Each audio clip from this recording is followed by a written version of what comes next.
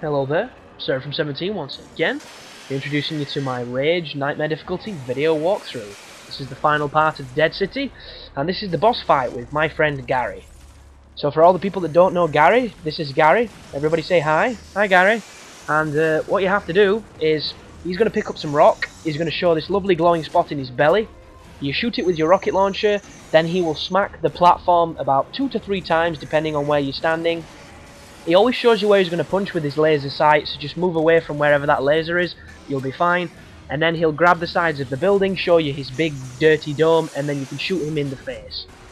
And repeat that 3 times, and unfortunately this is going to be a real bad day for Gary, and Gary's going to die.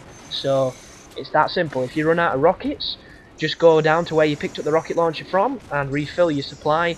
But for everything else, this is easy, this is gaming 101, and there is no real reason to fuck it up or to have any trouble with it. There's the ammunition, and luckily enough our Gary sits over there in the corner and waits for us to get back on the platform before he throws his rocks, because he's not the smartest of giant golem, ogre, dude things. Don't know what he is. Right then I get a bit sloppy. He can hurt you, but he can't kill you very well. And just take him out. One more rocket should be the end of this story, and unfortunately Gary, we just, you know, skull-fucked your brain with our rocket launcher, so there's the end of the boss. That took approximately about 1 minute and 30 seconds, so he's not the most impressive of boss fights, but... oh, see you later Gary anyhow. And then you can come into here, pick up the ammunition, and we can move forward now into the hospital area. And this area is actually more challenging than that boss fight, because there's a couple of those swamp thing dudes that are going to take you on, and they can hurt you. They can hurt you much quicker than Gary could, so you need to be careful. But for the most, you've pretty much done this area, and it's all standard from here on out. But this is another long video because there is still quite a lot to do, quite a while to go.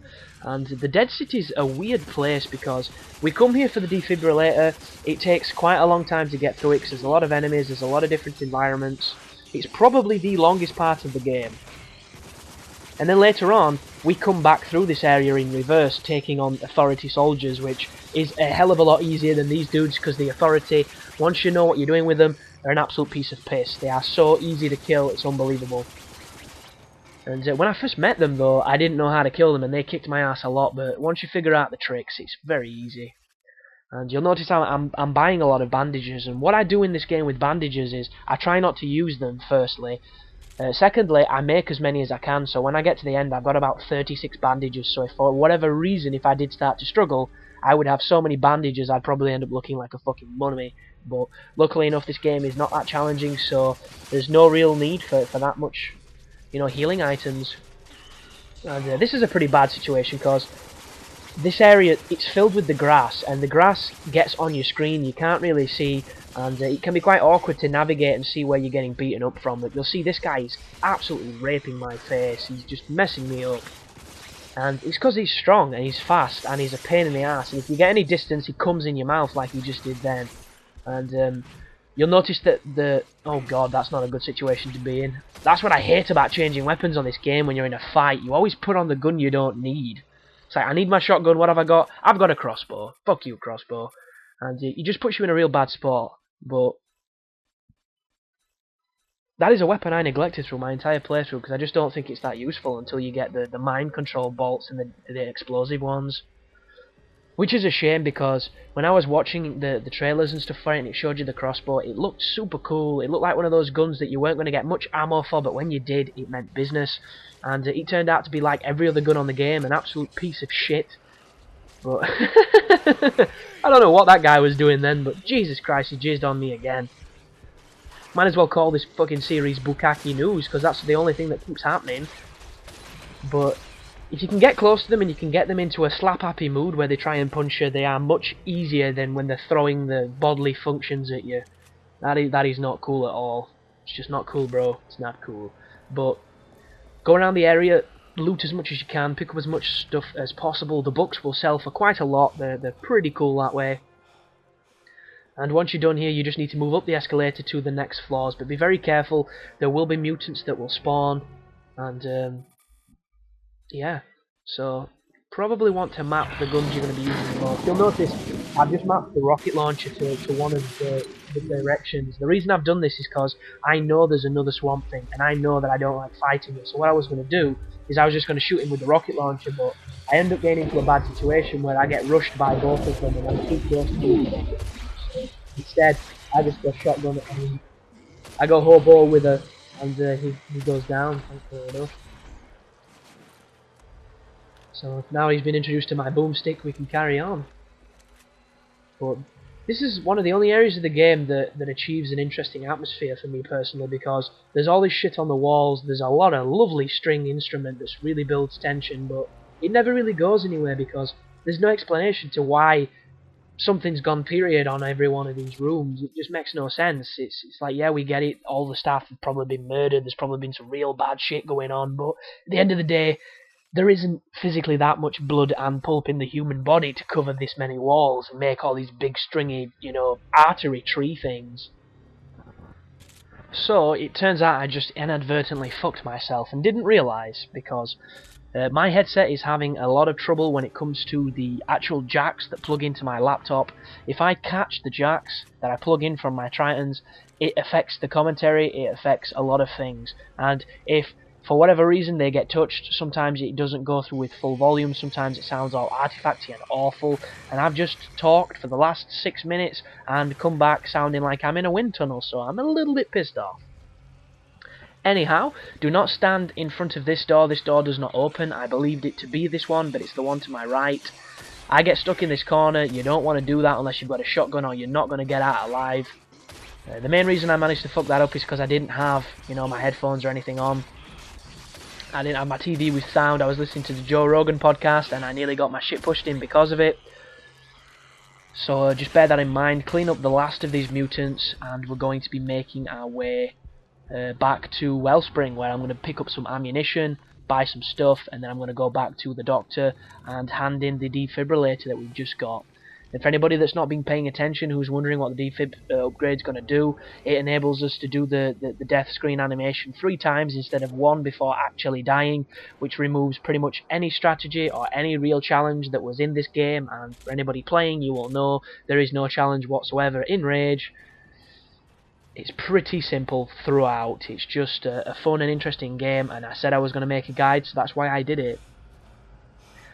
And a lot of people have noticed that this game looks, plays, and is massively influenced by Borderlands, which is an awesome game that had its problems. It also had its really, really cool features, and they're making a sequel to it, which is looking pretty damn awesome. There's a guy dual-wielding massive guns, there's all sorts of different colour palettes, and it looks fascinating, it looks brilliant, I can't wait for it.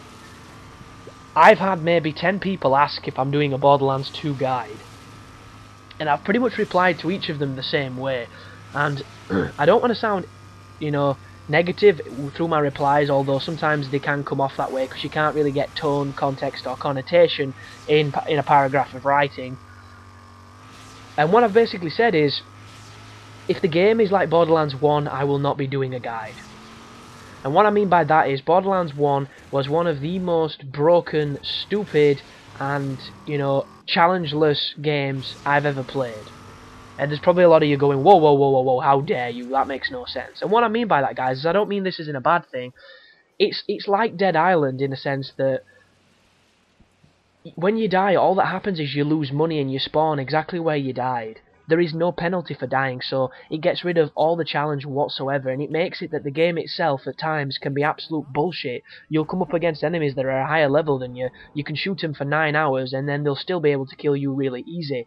And to me, that is not a strategy game that can be overcome by, intelligent spots, knowledge, or anything like that. That is a game that you've just got to grind your way through, that you've just got to keep running into that buzzsaw, dying, coming back, dying, coming back. And this was also a game that if you ever played Borderlands on your own, was pretty much boring as fuck, because there was no real story to it. You were just running around shooting, and I'm sure when it first came out it was kind of easy to do because it was fresh and it was new, but it was a game that came alive with people and was a little bit dull on your own. So if the second one is the same, it's not going to make a good guide. It's not going to make something that people need, because nobody's going to be playing the game on their own unless they're a lunatic, and nobody's going to need any help in getting through a situation which you can just literally run through it like you're coming off an assembly line. So that's what I mean by it, but if they change the mechanics and they make it more balanced and more interesting, and if they even give the game more difficulty levels, you know, to increase that challenge, then definitely I'll look into making a guide, but I don't think they're gonna. So what I'll probably be doing is a live playthrough of the game, and what that will be is me playing the game maybe for my first time with live commentary on it. And I'm not going to say it's a let's play because I don't really like let's plays, and the whole notion of this word and its meaning is just I don't like it. It's not me. I'll do a live playthrough. I won't do a let's play. And that's probably what I'll end up doing. I might even do it with subscribers. I might even do it with friends. It all depends. I've mentioned this before with Dead Island, and that's gone nowhere right now. But hopefully, by the time Borderlands 2 comes, I will have figured everything out and I'll know what I'm doing. So now that I'm back here, I'm going to be driving back to the doctor's to give him the upgrade. He's gonna get, you know, funky with those 2 tentacles that he's gonna molest me with in a minute. In a minute? That's not a word. Minute. That's the word. And shit's gonna get done. And if anybody's wondering why I've not repaired my car, there are 2 things I like to do instead of repairing the car. A, the car takes far too much money to repair, and B, it's easier to just get a tow, which is both fast travel and a repair. If you don't want to get a tow, wait till your car's practically dead and buy an armor upgrade. That will fully heal your car and give you more resilience.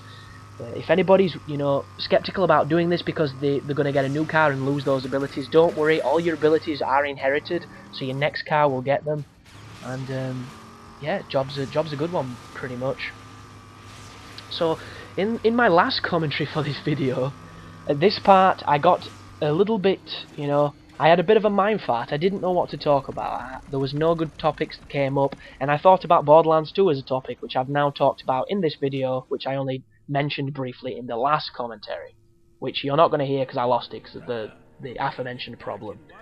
And what I talked about in this part is how these tentacles have been given, you know, human features. They've been caricatured so that they're a little bit more interesting than just tentacles. The way that they fight with each other, the way they do stuff, and it's a really nice touch from an animator's perspective to do that because it gives us an emotional investment in something that is inanimate.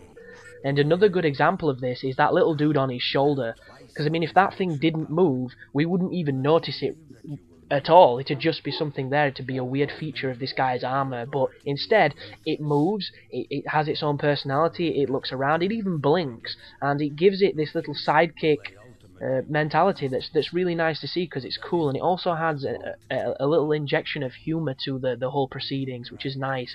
And it's very Pixar-esque because everybody knows Pixar create awesome characters from inanimate objects and all sorts of stuff, and just through giving them eyes, through subtle expressions, they give them a lot of emotion.